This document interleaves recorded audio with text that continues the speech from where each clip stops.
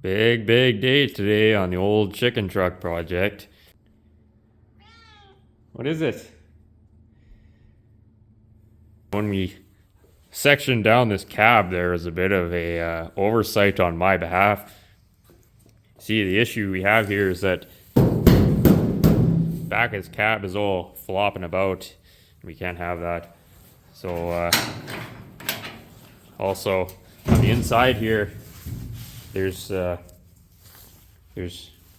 nothing here, right? So there has to be some kind of a floor and some sort of a reinforcement for this back cab wall, because if we go down the road like this, it's just gonna rattle away and be annoying. So we have to tie that in somehow. And we also have to re-secure our horizontal support members in here so that this can be attached to that and hopefully prevent this from doing things as well.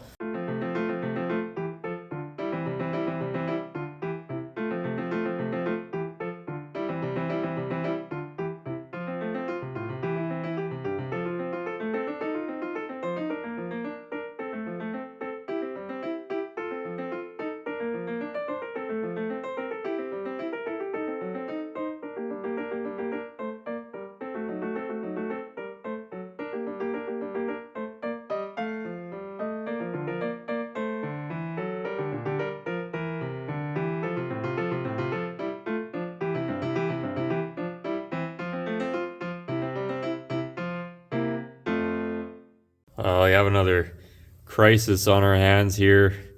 I cleaned this off as good as it needs to be for now.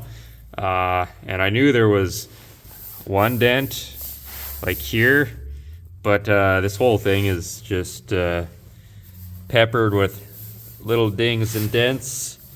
And to fix this panel, yeah, it's all dented here behind where the brace is supposed to go. You can see there, dent. So it doesn't make sense to put the braces in right now until I fix all those dents, because I need the access to the backside and I don't feel like fixing the dents right now. But nonetheless, we still need to tie this back panel to the rest of the floor. So we can do that now, no problem. And then these vertical stabilizers, that'll be a problem later. We knew about this dent here, but underneath all the layers of lacquer putty and multiple paint jobs, there's more damage than we thought, but still a very repairable panel and better than most of them on these trucks. But I have to fix the whole panel as all one unit. I can't just fix a dent here and there. So yeah, again, not a big deal, but just another thing we'll have to deal with in the future.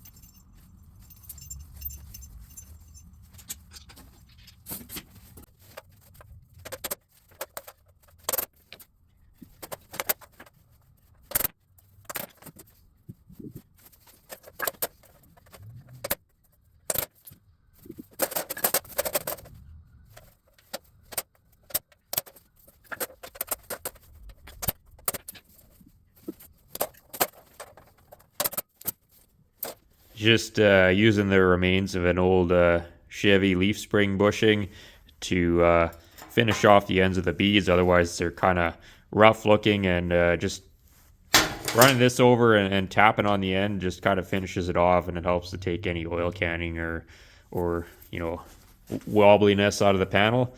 There's better ways of doing this, but I don't know if there's cheaper ways, so that's what I've been using. Pretty crude, but it works.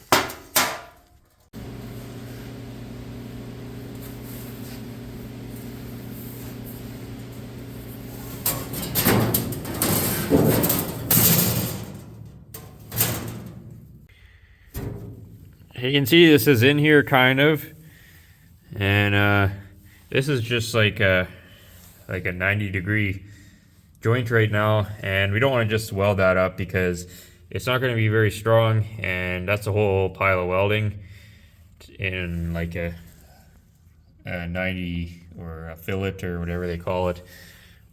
So what I'm going to try to do is I'm going to try to tip this edge up and make a flange, which we can then plug weld to the back panel here. So I finally bought a tipping die. Princess Auto had this on sale a month or two ago, so I figured why not. It's a little different than what I've used in the past. The one I used in the past was kind of more sharpened here. It wasn't just a squared off edge. I just did a test piece with this, and it does leave kind of a double edge, which isn't exactly desirable. So this would be better if it was sharpened, but the other thing is this is just some kind of alien plastic material, which maybe having a sharp die with this, it would just destroy this. So I don't know, the ones I've used in the past, they were always a steel bottom die, and then they were sharp, so they didn't leave that double edge line, but yeah, I don't know. It'll work good enough for what we're doing. That's, or at least I hope it will. I haven't actually used this on a panel yet, so today we're gonna find out.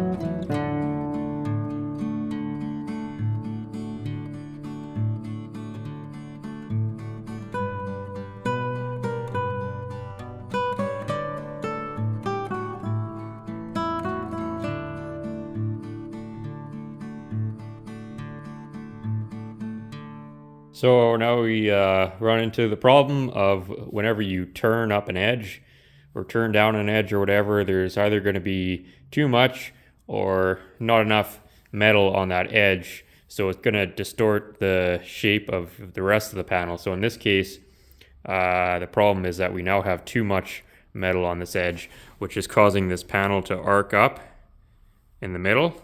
So to correct that, I need to put this edge here in the shrinker stretcher, or the shrinker rather, just the shrinker, not the stretcher. Shrink. Okay, we're all good there. Okay, so yeah, I'm gonna shrink this edge until it brings the panel back down flat.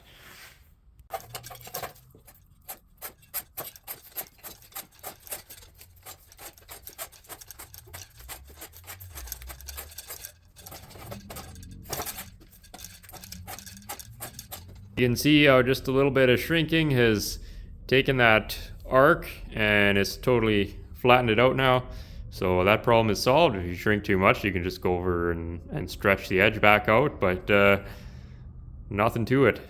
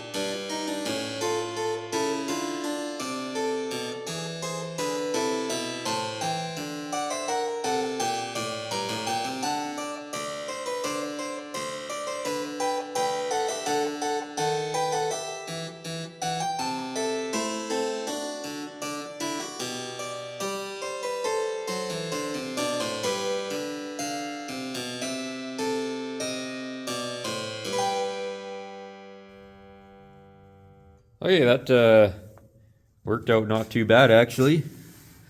That'll weld it in there, and yeah, that really tightened up the back of this cab. So that's cool. Some side notes here. It's really not a good idea to plug weld directly to like an outer panel. If we look at, well, I guess you can't tell, but originally this seam back here was like recessed into like a step. So there's like a stepped in piece all the way back here. So that gave it some extra strength. If you plug weld just in the middle of like a panel like I did here, the problem is this is, every time you plug weld something, it's like taking a torch and heat shrinking that area. So this is all going to shrink, and then you have no way, because it's two layers welded together, you have no way of stretching that back out. So it can completely destroy, you know, the rest of the panel.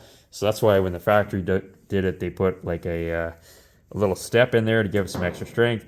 For what I'm doing on this project, I didn't, you know, the only way for me to really put a decent step in there is to take this whole back panel off and then try bead rolling it. I don't think it'll even fit in the bead roller. So I need to devise some sort of thing for that. But at the end of the day, we did get away with it.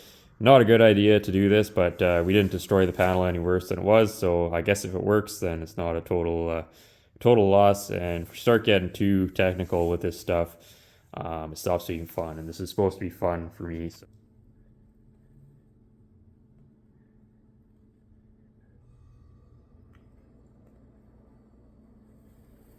The other thing here, probably wondering why I didn't extend this panel all the way out all to here. That's because this truck, for anybody who's new here, the bed is actually, we're building a custom bed that's going to be getting molded to the back of the cab. So it's all going to be kind of one piece, like an El Camino or the Ford unibody trucks or whatever. So that's how that's going to be. So what's going to happen on this outer panel here is I want to build this all in one continuous piece that'll come back to here, and then we'll have this frame extend out, and there'll be a bunch of extra structure, and then this will come down and then fold down like this, and it'll basically tie into the original rocker panel. So it's going to be like an inner rocker panel, and then the outer panel will plug weld onto the bottom of that. So it should give a lot of extra strength there, and I just wanted to make that section all in one piece just because it's going to be a bit cleaner, I think. The other thing we haven't quite figured out yet is how, if this panel here is going to end up being the front panel of the bed, or if I'm going to do a double wall and just do a flat front panel for the bed. This is never going to be getting used as like an actual truck, so it really doesn't matter what I do, but I do have to figure that out yet. I do know that I think that at least the upper part up here will probably be visible to some extent, so we do have to do some repairs to it still. But anyways, again, cart before the horse. Like, this is all just kind of a preliminary getting stuff tied back together, so it's all we're just figuring it out as we go, and trying not to shoot ourselves in the foot by getting too far ahead of ourselves, but at the same time we do have to start tying the structure back in. As far as the tipping die goes, this was totally worth the 30 bucks or whatever I spent on it. I wish I would have known that Princess Auto had these, because all the ones I was pricing out were like 150 bucks Canadian or more, and that I'd have to get them shipped up here. I don't know how long it's going to last, but so far it's working good. There's a few drawbacks and a few benefits to this style over the other styles I've used. Like I said before, the other styles I've used had a steel bottom, and this was actually pointed or a sharp kind of shape to it. The benefit to that is it gives a much more crisp actual bend or tip. You know, this is a little more sloppy. You know, it's not terrible, but so that's kind of a drawback to this. With the other style I've used, it only gets you maybe to about 45 degrees or more, or a bit more on the actual tip that you get, and then you actually have to go back with a hammer and hammer the rest to the full 90 degrees that you need. Whereas with this, it does leave it a little wavy, but the way it's designed is I was almost able to get the full 90 degrees on this, which was actually a nice thing. So I don't think the waviness was a big deal. And I think, again, that might just be due to the fact that I was trying to feed the piece in and turn this at the same time. And it's hard to get, because as you're feeding it in, you have to kind of pull up as you're going. So, you know, doing that and turning the wheel at the same time that's where having this thing powered would be nice, but I don't use it often enough to necessitate trying to reinvent the whole thing.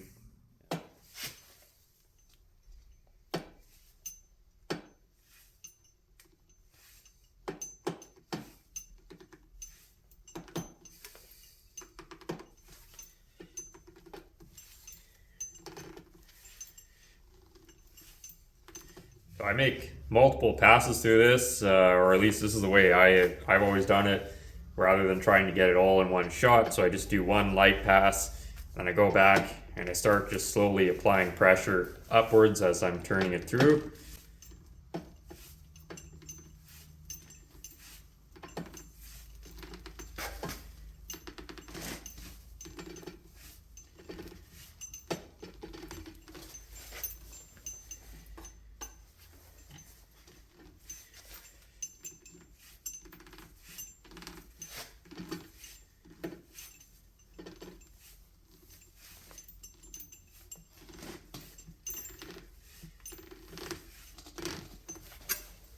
And you can see it starts to form an edge there, but you can also see how this whole area here is going to need a bunch of shrinking to actually pull the curl out of it if we were, say, trying to keep this flat. But you also see the benefits of using this tipping die is that we can put a curved edge on metal without having to, you know, just weld an edge on, which is a whole pile of welding and grinding and stuff. Whereas we can turn out, you know, a nice edged piece fairly quickly just by using this tool and a shrinker stretcher to help pull it all back into shape. You can see the one other, hopefully you can see that, yeah. The one other downside of this not having a sharp edge on it, it's kind of a squared off edge, is you do get this double line in here, but by the time the edge is folded over and hammered and everything else, it's not really that noticeable. And for the junk I work on, this is definitely a good purchase. I know, you know, one day it's $30 on a tipping die, and the next day I'm driving home in my new Lamborghini Aventador. But whatever, you know, everybody's got to sell out eventually. Those of you who've been watching for a while have probably seen me do this in the past a lot, where I just take an all 16ths and then I put it over here and then just slowly tip the edge over by hand.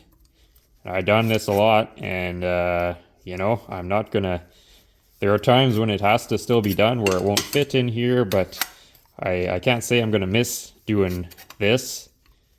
You know, it takes a lot of extra work and a lot of extra hammer and dolly work to get it all smoothed out. It does work though, there's no doubt about that. But I don't even know if you can buy a decent all 16ths wrench anymore for $30. So there you go.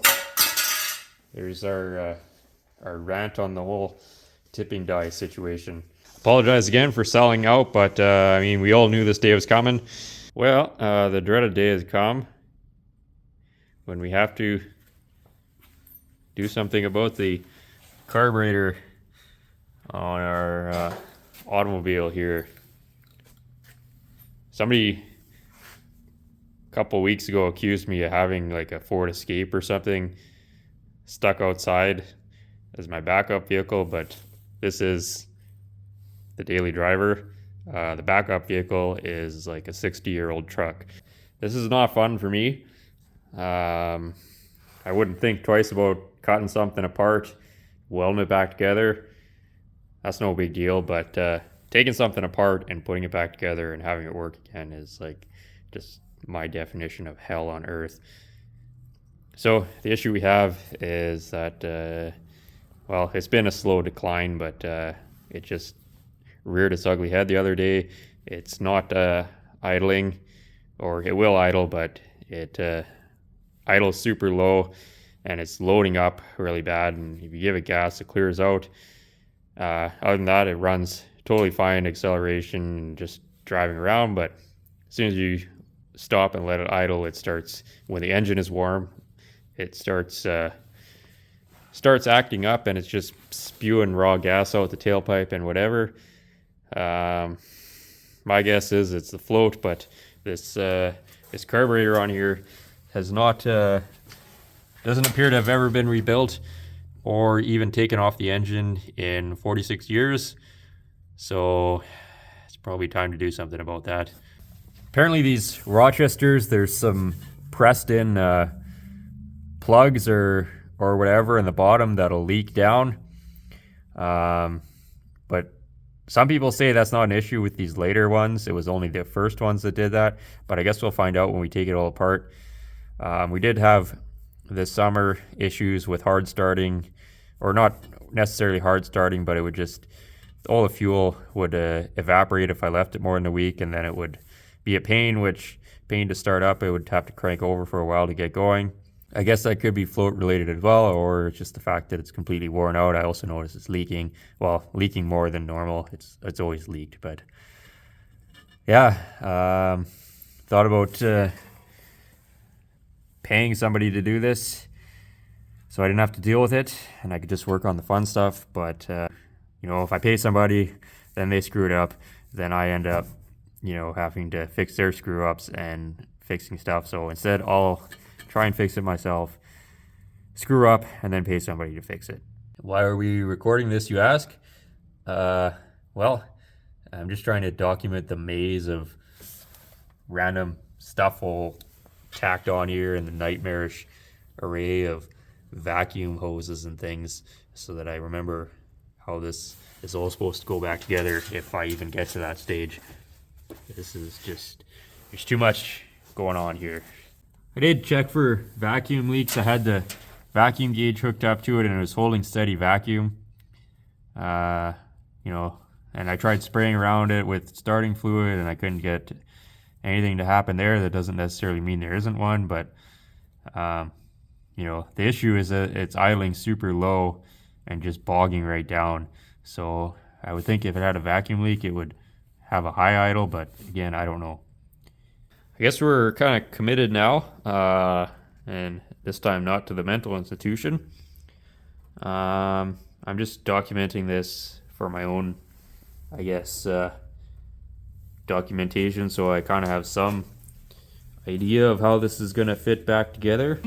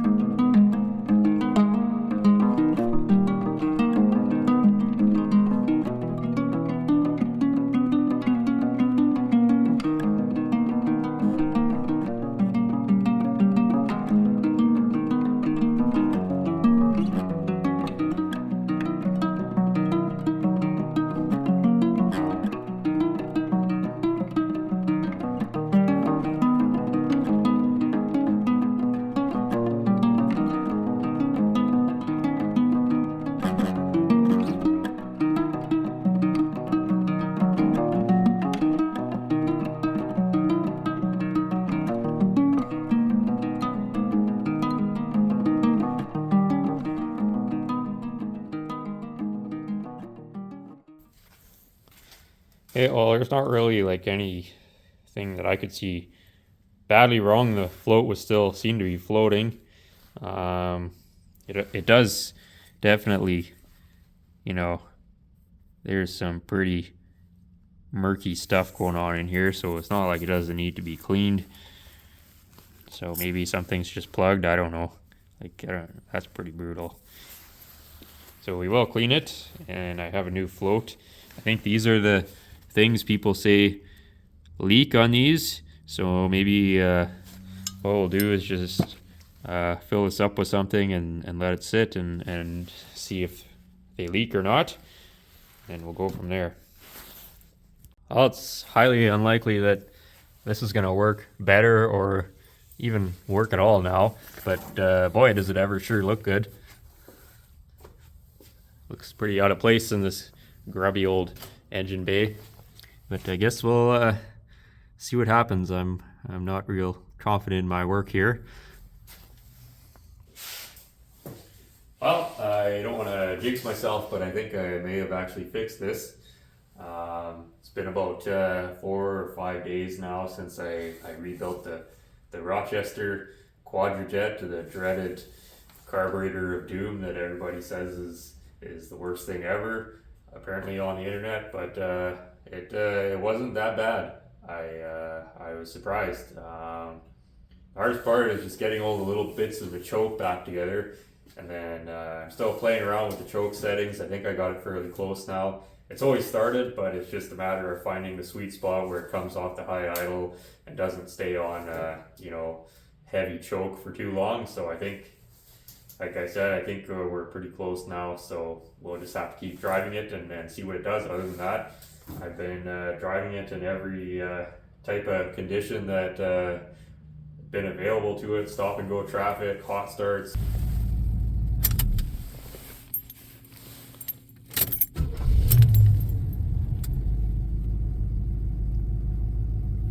Cold starts.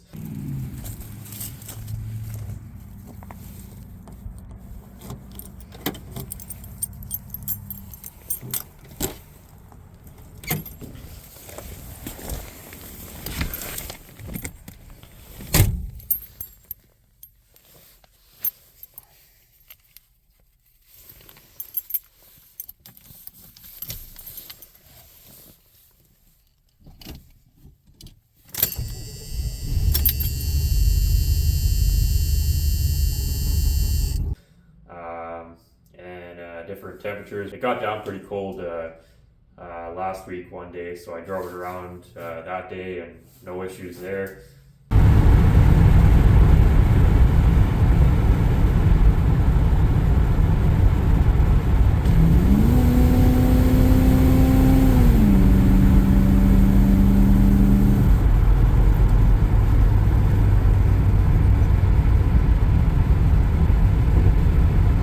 Yeah, it seems to be fine, at least for my abilities, I guess. I'm not an expert on this, obviously. There's a lot of benefits to driving an old car every day, but one of the drawbacks is that when something goes wrong, you're literally the only person who's going to be able to fix it, or you have to learn how to fix it, because no shop is going to want to touch it, and if they do, they're going to charge you a bunch of money for it and probably not fix the problem or make it worse or whatever, because nobody works on this stuff anymore. So, and the ones that do, they don't work on it every day. So again, it's kind of a special interest thing.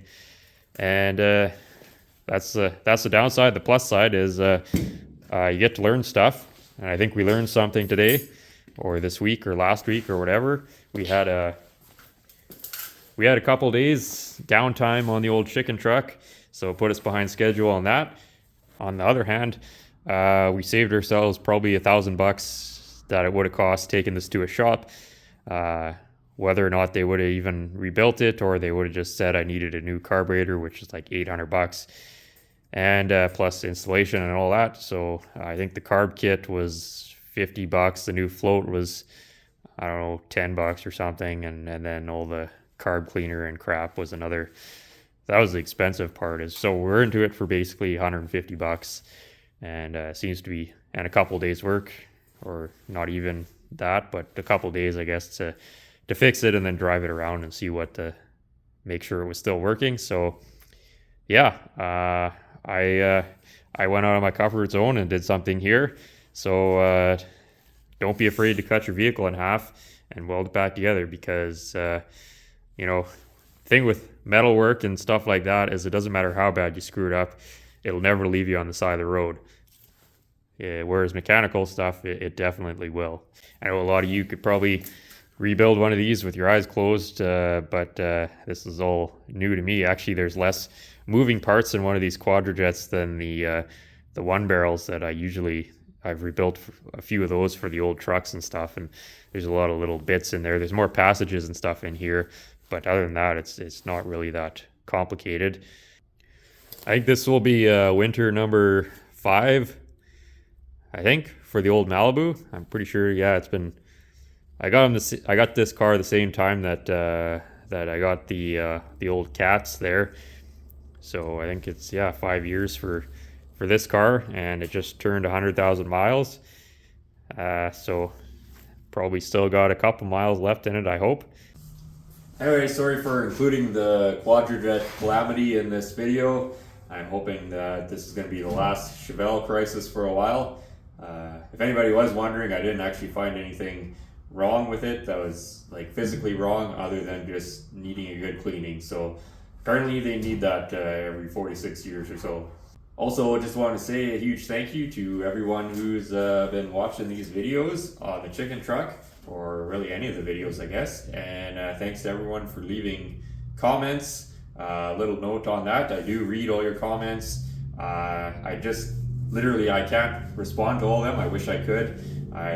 It bugs me that I'm not able to write out a response to all your comments, but it's at the point now where I'm spending more time on one of these stupid phones than I am actually working on the vehicles. And if you would have told me 5 or 6 years ago when I was violently opposed to these smartphone things, that my whole basic life was going to be tied up in one of these, then I probably would have punched myself in the face. But we gotta adapt, I guess, and really filming this and making these videos is the only way that I can really continue working on this stuff. Otherwise, I gotta go back to fixing dents and scratches on modern vehicles, which I have no interest in that. Again, please keep the comments coming. I do enjoy reading them. I read every single one of them, and I had a lot of good ideas from them, and even a lot of your questions, even if I can't answer them, they will be answered as we continue to work on this project.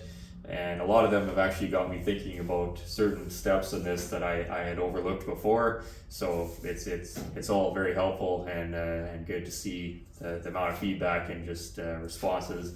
And again, a lot of them are really funny too. So get a good laugh here and there. I do feel bad for not being able to respond to them, as I said, but it's gotten to the point where it's impossible. I got to spend more time working on these vehicles and getting things done than typing out for hours and hours on end. So also huge thank you to all the people who have been sending in donations. Been pretty overwhelmed with the response on this project and the amount of support from you. It really does help me to continue to make these videos, whether it's through the PayPal or the super chat button or our monthly contributors over on Patreon. I feel like I'm not really providing a whole lot of value with this, but apparently there are people who seem to think so. So I'll keep at it for you guys as long as I'm able to. Again, huge thank you to everyone who's been doing that. We'll be back here shortly with the chicken truck project. The next challenge we've got is the firewall situation. Spoiler alert, it doesn't fit anymore, so we're going to be getting that sorted out and getting the rest of the cab tied back together, all the front kick panels and all that stuff, so that it's solid again. And once it's all solid again, we can finally get back to the fun stuff. Next fun thing is going to be chopping the top, so that'll be a fun little challenge, and then there's no shortage of work to do. So thanks everyone, and we'll see you again with some firewall fiascos.